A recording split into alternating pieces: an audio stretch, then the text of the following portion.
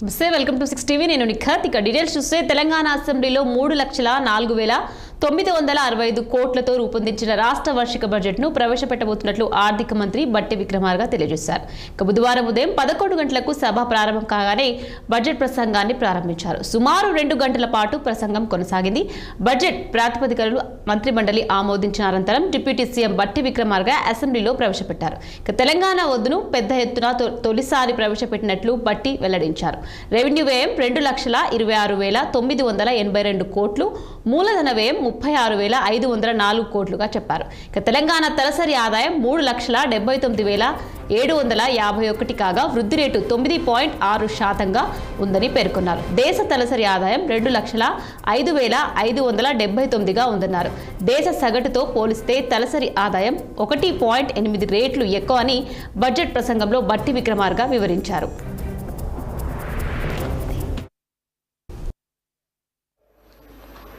తమరి అనుమతితో 2025-26 ఆర్థిక సంవత్సరానికి గాను వార్షిక ఆదాయ వ్యయ పట్టిక బడ్జెట్ను సభలో ప్రవేశపెడుతున్నాను. ప్రజా ప్రయోజనాలే ధ్యేయంగా పారదర్శకత మరియు జవాబుదారీతనం సాగుతున్న మా ప్రభుత్వం 2025-26 ఆర్థిక సంవత్సరానికి బడ్జెట్ ప్రవేశపెడుతున్నందుకు మా ప్రజాపాలన సాగిస్తున్నాం.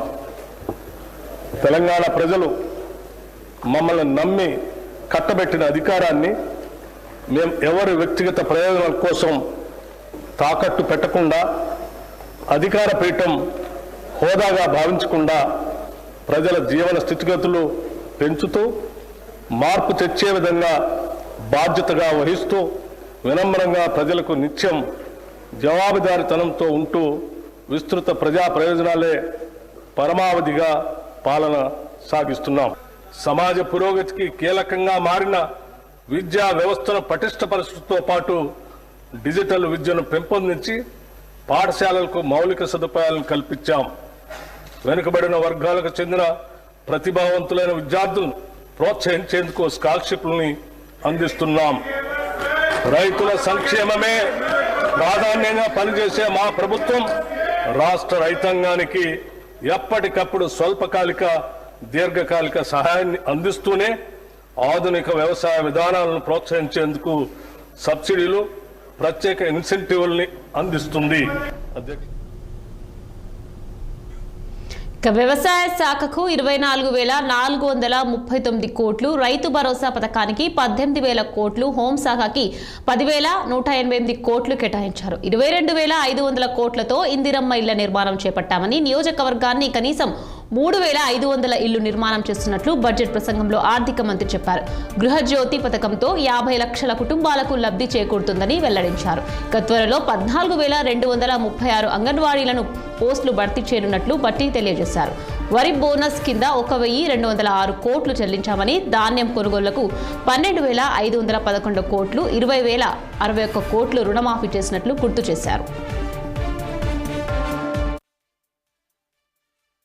యువతను, విద్యార్థులను నిపుణులుగా తీర్చిదిద్దేందుకు రాష్ట్ర ప్రభుత్వం ఫ్యూచర్ సిటీలో ప్రత్యేకంగా 200 ఎకరాల్లో ఆర్టిఫిషియల్ ఇంటెలిజెన్స్ సిటీని నెలకొల్పాలని నిర్ణయించింది.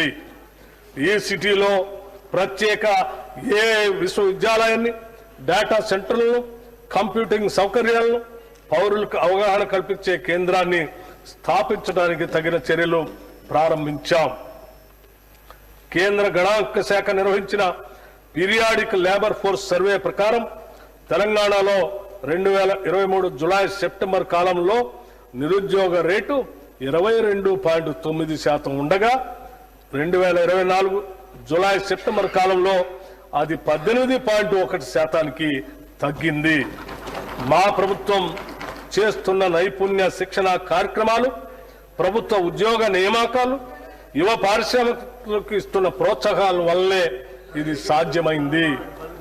సమర్థవంతమైన విధానాల రూపకల్పన మరియు కార్యాచరణ చక్కటి ఫలితాలు ఇస్తాయన్న దానికి ఇది నిదర్శనం.